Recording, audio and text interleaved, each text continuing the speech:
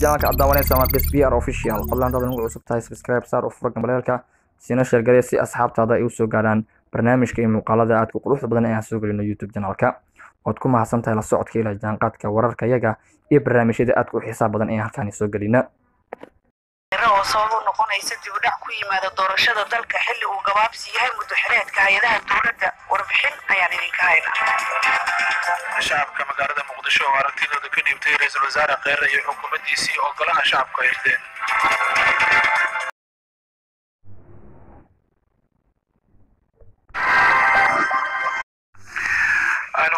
shalay xilligan oo kale xildhibaanada golaha shacabka ayaa codka kalsoonida kala laabtay xukuumadda uu hogaaminayay ra'iisul wasaare xasan cali kheyre kadib markii ay ku kulmeen magaalada muqdisho haddaba kalsooni kala laabashadaas xukuumadda ayaa waxaa la sheegay inay sabab u noqonayso dib u dhac ku yimaada doorashada dalka xilligan uu gabaabsi yahay muddo xileedka hay'adaha dowladda warbixintan gaarka waxaa nooga diyaariyey waryaheena cabdullaahi maxamed cali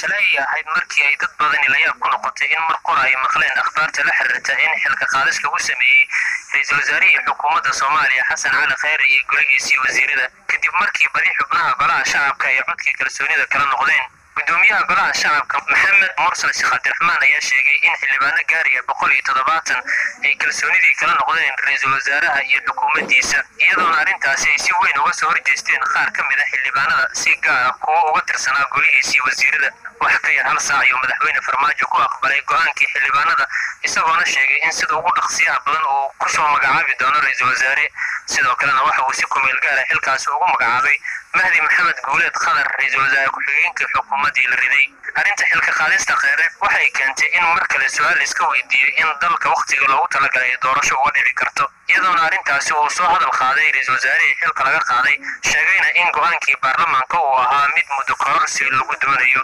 waxaa muuqataa in weli uu socdo fikirkii ku aadanaa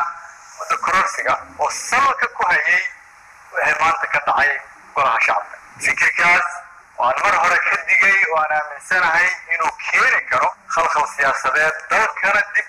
u celin karo ayaan waxaan mar kale xasuusinayaa ummadda Soomaaliyeed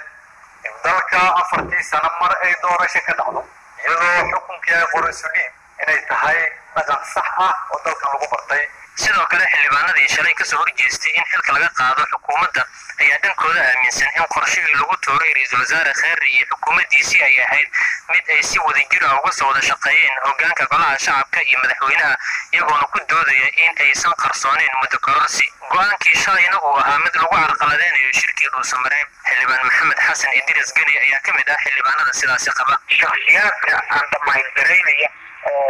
jiritaanka iyo geedi socodka nabadda iyo shirkii dhuusamareeb ka socday in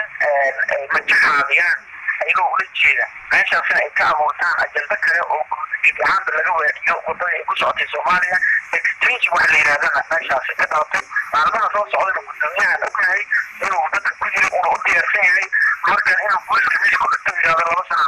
baarlamaanka ururada bulshada rayidka ayaa dhankooda muujiyay walaacooda ku aadan xiisada siyaasadeed dalka uu galay Cusmaan Muxidiin Shaatax gudoomiyaha ururada bulshada rayidka xildhibaanada golaha shacabka ay ku kala direen xukuumaddii Kheyre ay tahay mid dib u dhac ku keenaysa doorashadii la filayay in waqtigeeda ay dalka uga dhacdo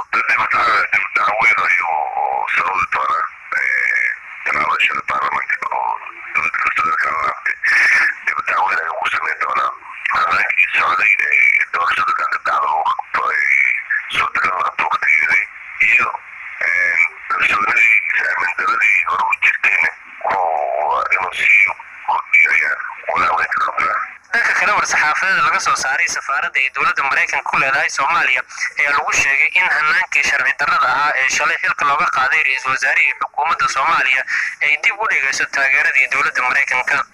sidoo kale warka ka soo baxay dowladda Mareykanka ayaa lagu sheegay in dowladda federaalka ay ku adkeynayaan in waqtigii loogu talagalay ay dalka uga dhacdo doorasho la isla wada ogol yahay Professor Maxamed Xuseen Ciise oo ka mid ah aqoonyahanada Soomaaliyeed ayaa qaba in aysan jirin doorasho waqtigeeda ku dhici karta oo haddii xitaa laga tago doorasho qof iyo cod ah ay doorashada dadban ay qaadan karto muddo bilooyin ah. waxaan rabaa hadlaan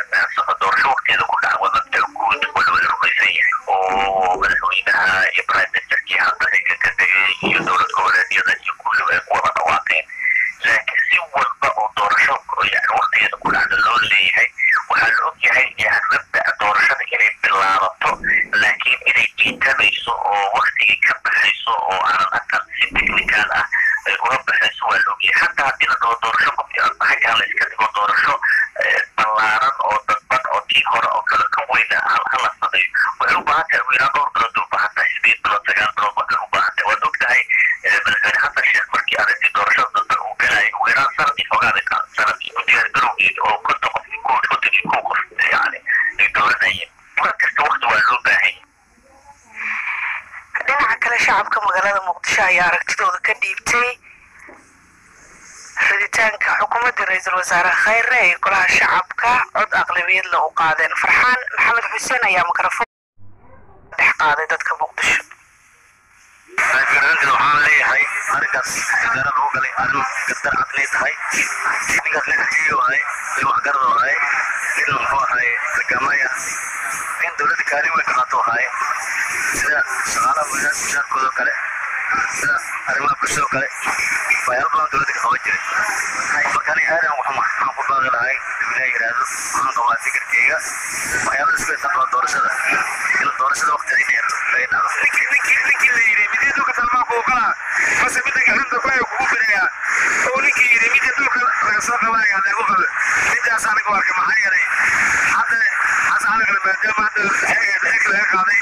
kulleyba si xilka u dhashay oo ma taagnaya ma jiri intii ilaahay كلية ومدة صفات حالة إلهي ومتوقنا إن حسن الحصب شلدر إلهي قليل ومدة الرون إسيقنا هذا السياحة أو شغي ومدة شعب قوتي رزولي ذاتك شعب سياسي كري الغلاد شعب كتدويناه يعني قليل رقم رجالات أمني قليل هدوها في عيهي يا أفراد لك بحن كلية تيوانا أقول لي أقفكي أو إسلام وين إذا بحيك قادر لبامكي تسرقه وقرأي وحيد وضوكوني كل يوم تدلت كده حركة كذا قارو حلو اللي هذا كذا كذا بس هم ما تصمدين إذا بقروا شغلات من حين هاي قرآن تعايو بس حسن عديل لقى قاضي ده حسين وضعما shalayto waxaa dhacay wax horta aan la filanaynin oo muxuu ahay intii dowlad la soo dhisi jiray wallaahi aadan loo wada jeclaa haddana waxa waaye ayaga waxaan dareemi karaa inuu bini aadan ay ka fadhi waayeen oo dowladdan ay bini aadan ka taagnaa weysay taas darteed mudane xasan cali khayre waa ku mahadsan yahay shaqada oo waddankiisa hooyo oo cadaaladda oo ugu qabtay ilaahayna ajar ha ka siiyo midda kale waxaan dhihi karaa wuxuu sameeyey wanaagkii ugu fiicnaay maadaama uu yidhi anoo u tanaasulaya waddankayga iyo dadkayga ayaan wax walba ugu tanaasulaya oo yidhi ajir allah kaa siiyo mudane ra-iisul wasaare arrintii baarlamaanka shala ka dhacday baaglayda waxaan warkaa inay ahayd arrin sharciya waa sababeynaya ra-iisul wasaaruhu intii uu joogay oo xilkaayay wardhiis wax sharciya kuma dhaqmo baarlamaanku dalkii badbaadiyey intaasaan waa misaan ra-iisul wasaaruhu ninkay waa kaykay sharciga kaykay milo laba raa waxaa la rabaa ra-iisul wasaare nabadoona madaxweynaha ka codsanayna ra-iisul wasaare nabadoona oo waayo arag inuu keeno markaasaan maqlaysaan waa qaar ka mid a dadka ku nool magaalada muqdisho oo aan maanta ka soo ururinay waxay ka hadlayeen